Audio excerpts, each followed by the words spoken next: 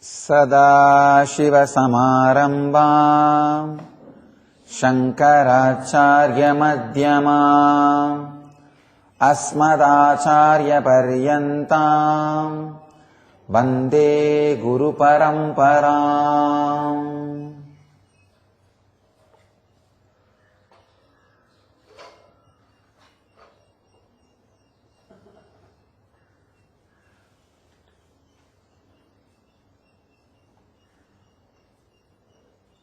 I welcome you all with my love and respects. Today we will understand the truth of Satsanga. There is a very beautiful verse by Shankara. Satsangatve nitsangatvam nitsangatve nirmohatvam nirmohatve nischaladatvam nischaladatve jivan mukti.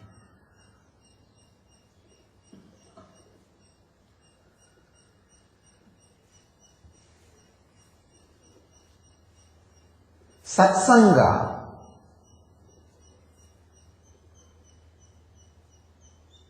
directly leads to Jivan Mukti, a straight method to Jivan Mukti.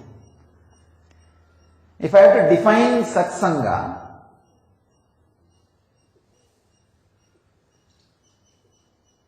I can define in three ways. The ultimate Satsanga is just being with the Sat, your own Atman, unclutching. Be unclutched and be with your Atman. Be with your Sat. That is the first level, ultimate Satsanga.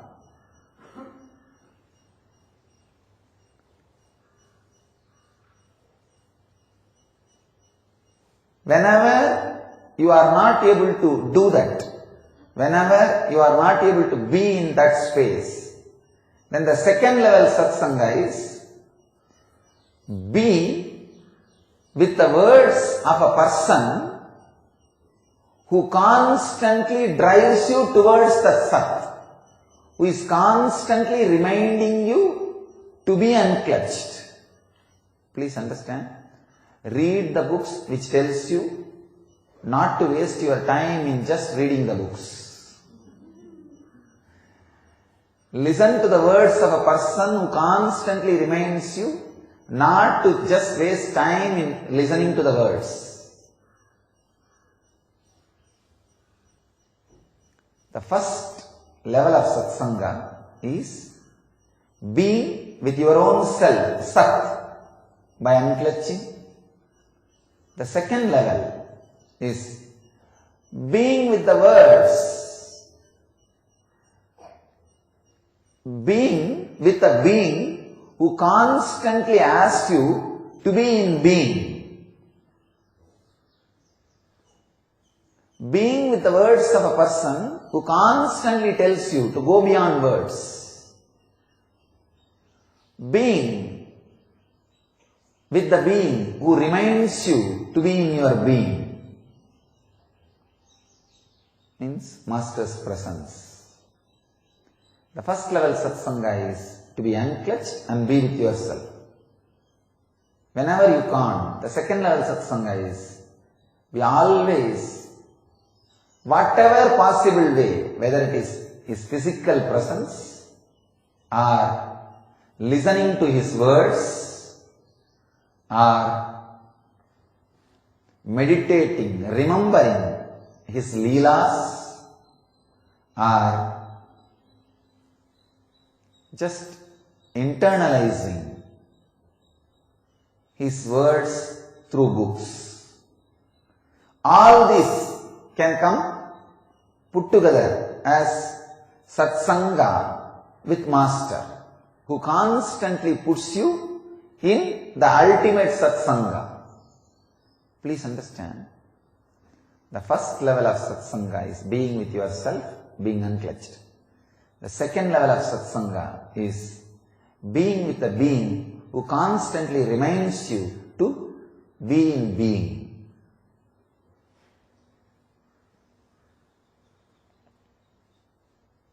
There is a beautiful example used in Vedanta, it's called Pramarakita Nyaya.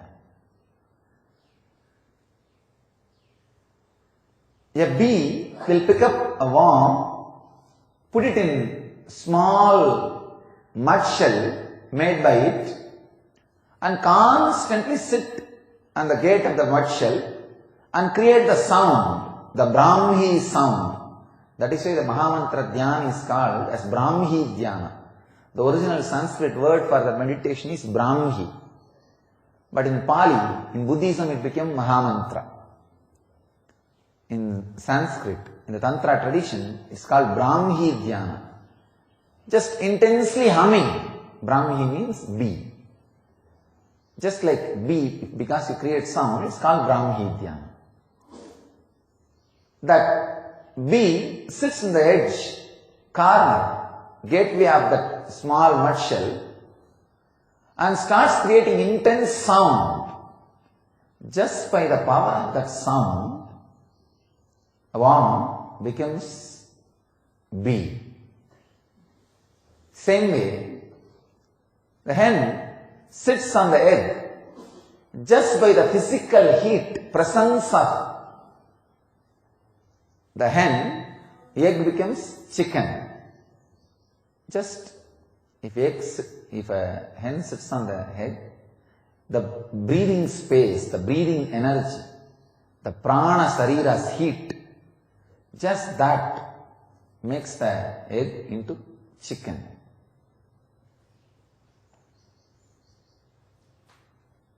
The magara, crocodile, fish, all these jivas, they lay the egg, the banks of the river, close it with mud, just by the constant remembrance, hatches the egg. Please understand. The Brahmi, bee, makes worm into bee by the sound, teachings. The hen makes the egg into chicken by the physical presence, touch, initiation. Keeping in the breathing space and initiation, the physical touch.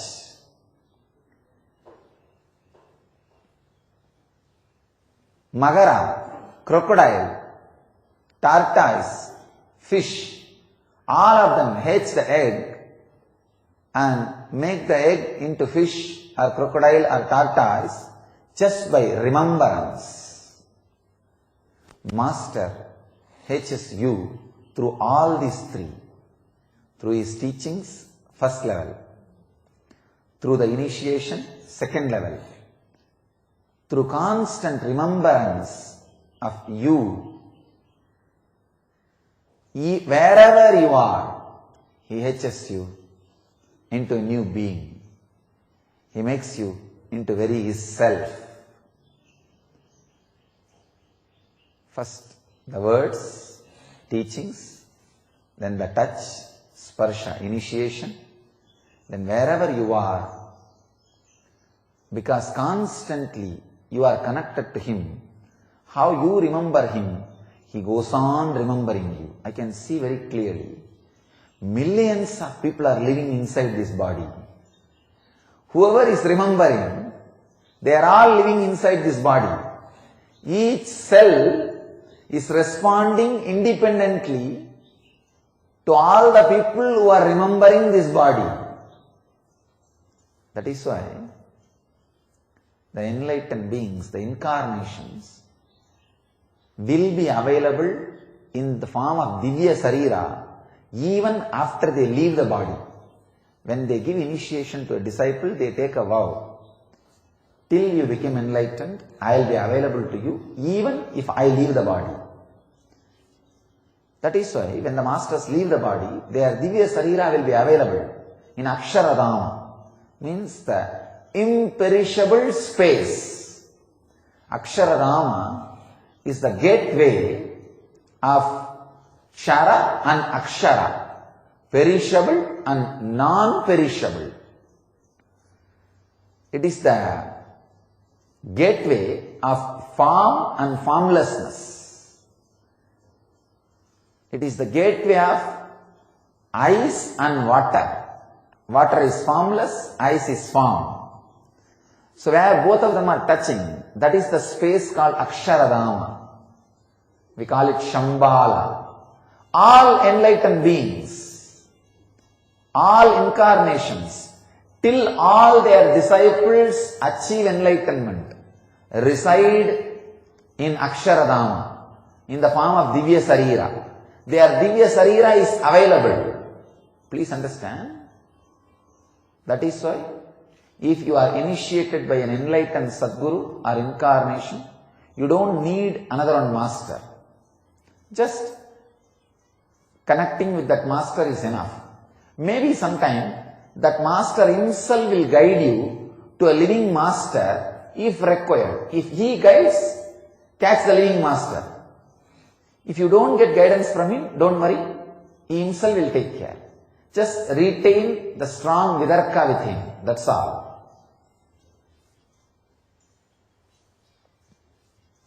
As long as the disciples are liberated, they will be available in Aksharadhama. If they are incarnations, they take a vow not only to liberate their disciples, and they create few masters on the planet Earth among their disciples, enlightened masters, and they take a vow, all the disciples initiated by their disciples till they became enlightened, they will be available in the Aksharadhama. As far as my experience goes, Krishna and Buddha have taken the vow of enlightening 7 generations of their disciples. That is why still they are available. Still they are verily available. Of course, Shirdi Sai Baba, Ramakrishna, Ramana Maharishi, Mahavatar Baba, these are some other masters I can name, still available in Aksharadhama to attend your calls and needs and your prayers. Still they are available online. All they need is just you calling, nothing else.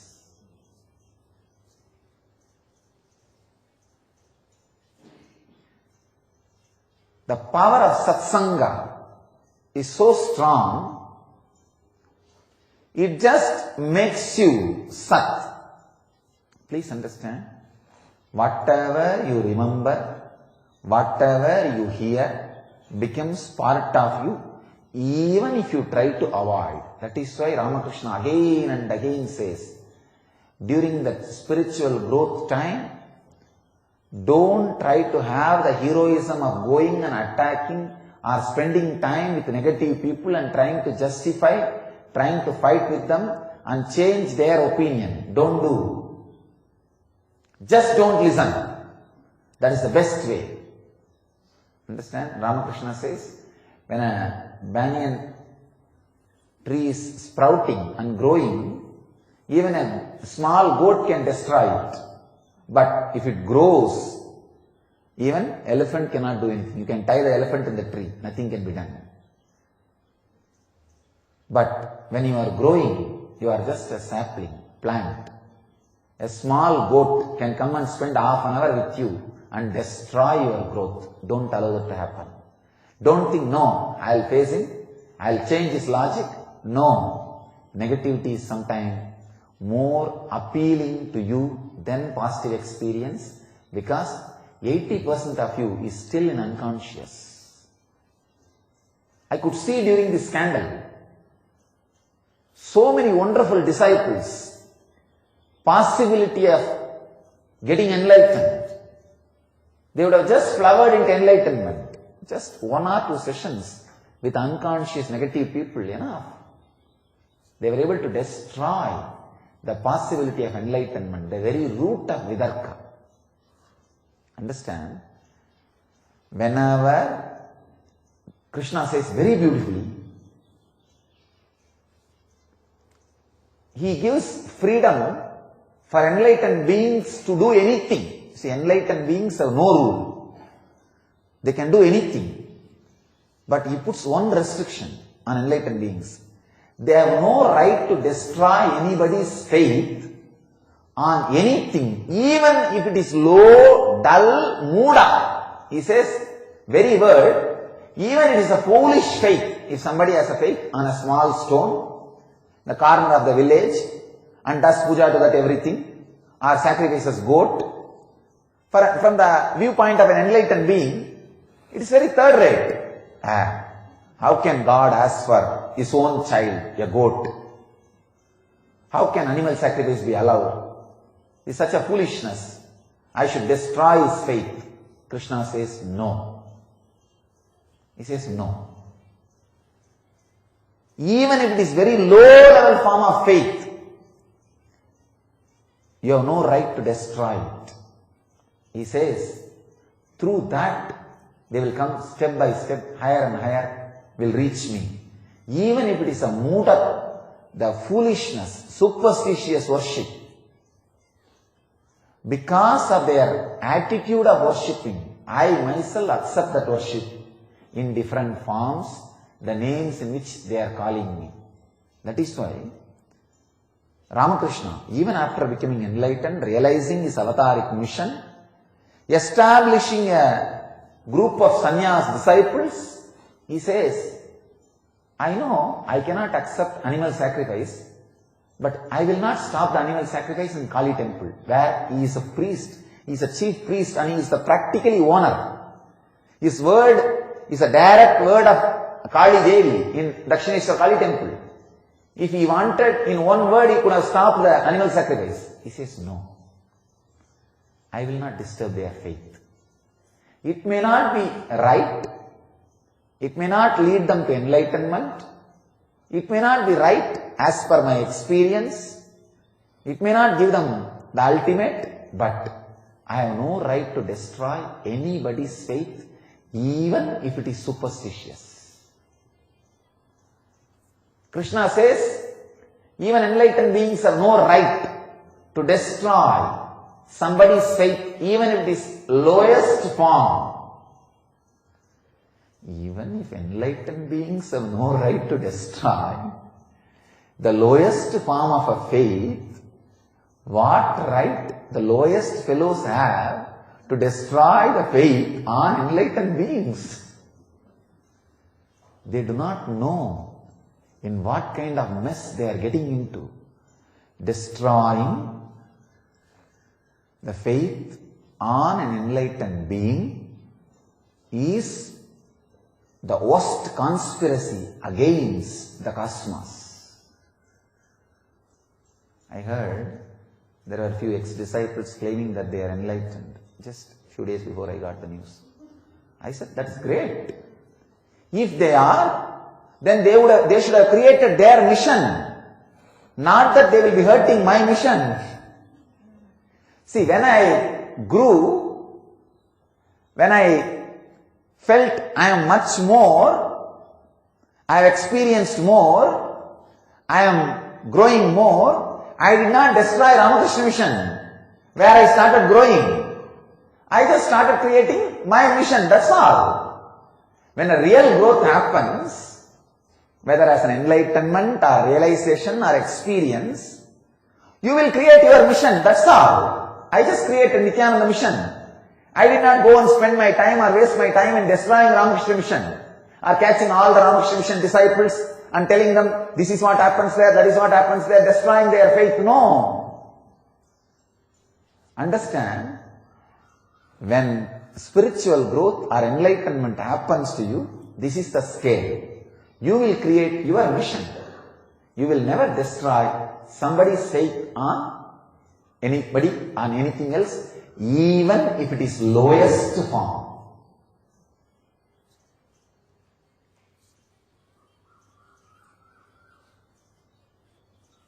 Destroying somebody's faith on Brahmajnana or anything which leads towards the Brahmajnana is Brahmahadya dosha.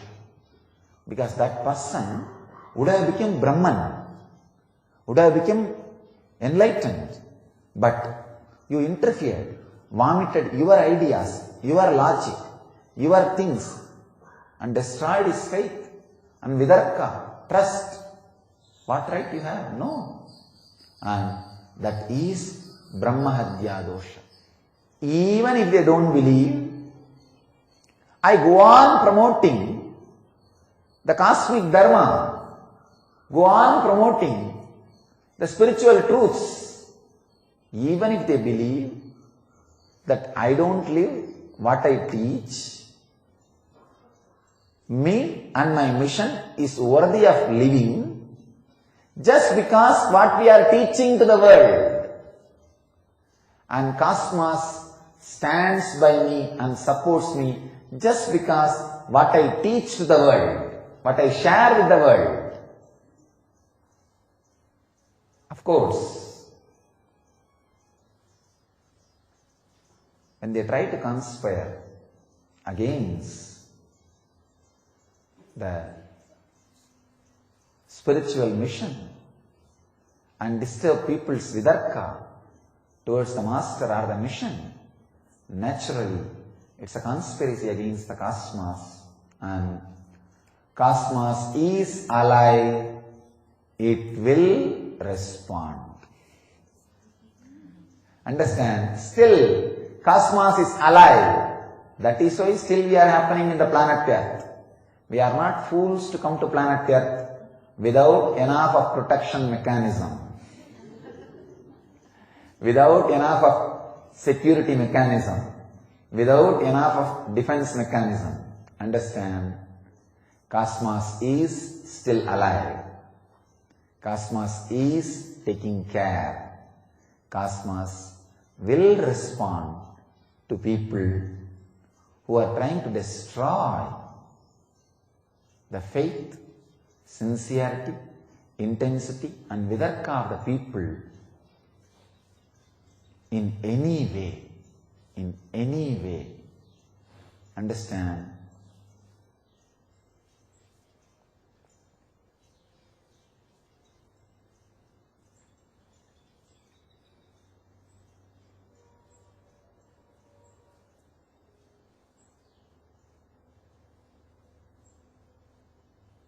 Sometimes people come and tell me, Swamiji, when you were raising the flag, there was a Garuda bird which was there flying and blessing, swans were there.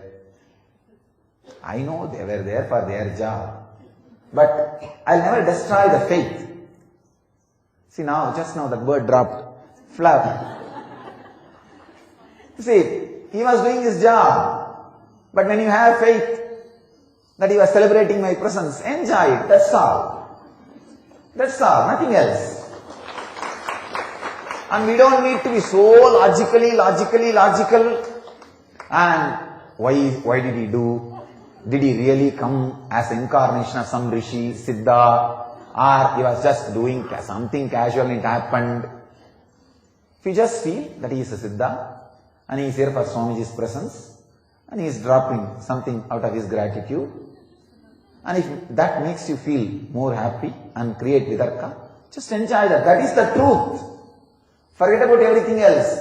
Every tree, every ant, every leaf which is here for my presence. It is not accident, it is incident.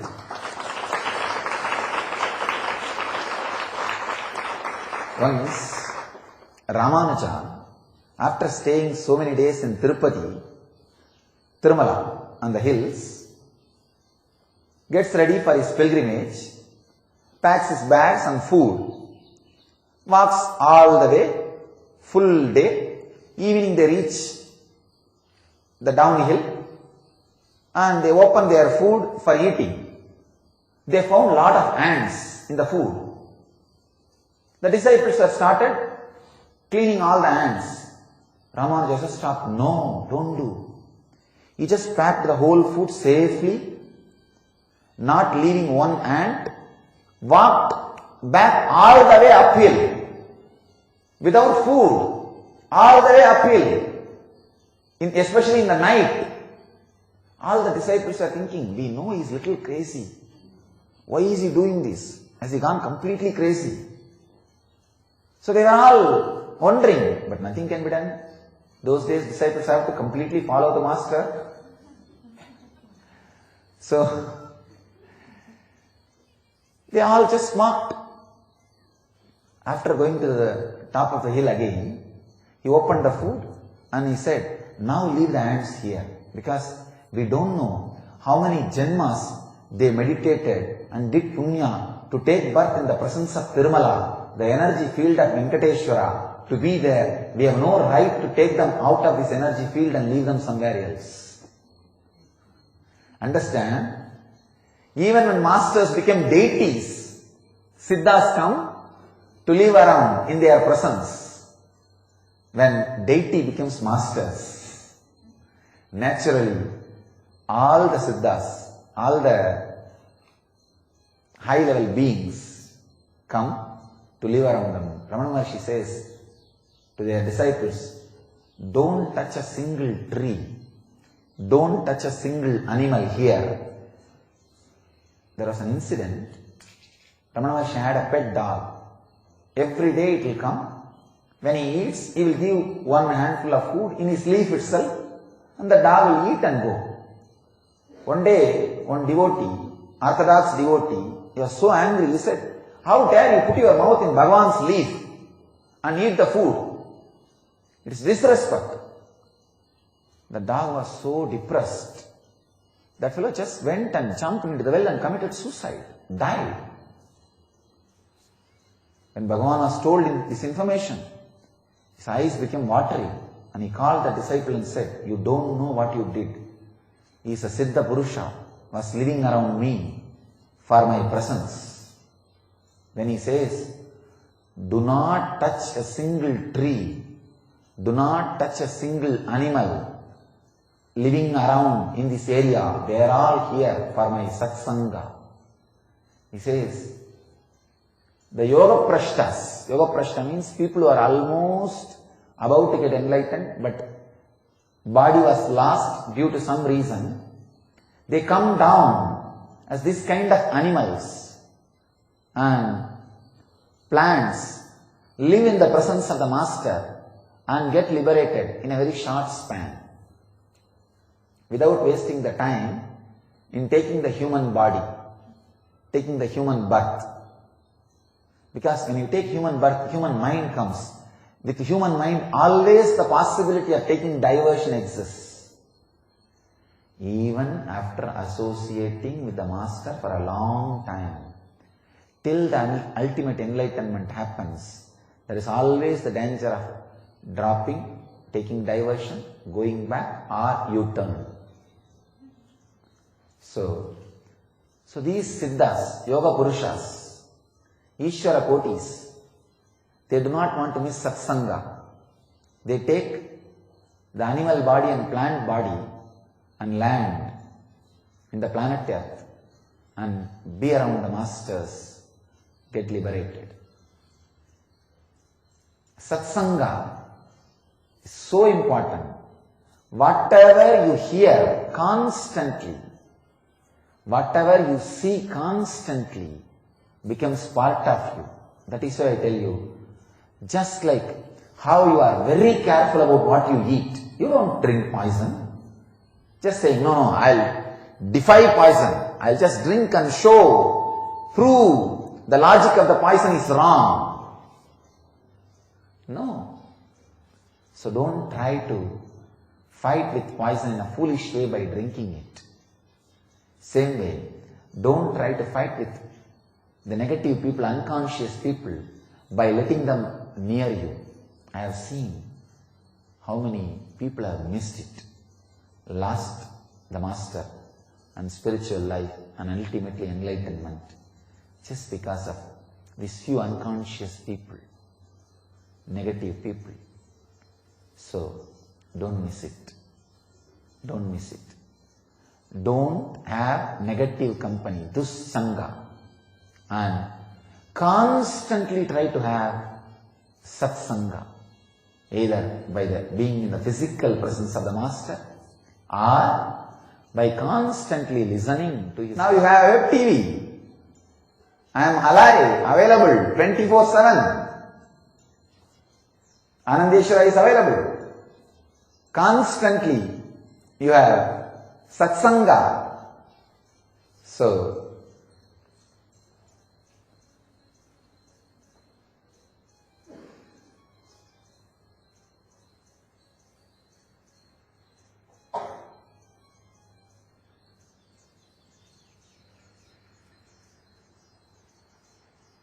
have satsanga in your life, you will achieve Jivan Mukti. That is the essence I wanted to share with you all. Let you all have satsanga. Now you can have satsanga from wherever you are. The web TV is available. Discourses are available in YouTube continuously.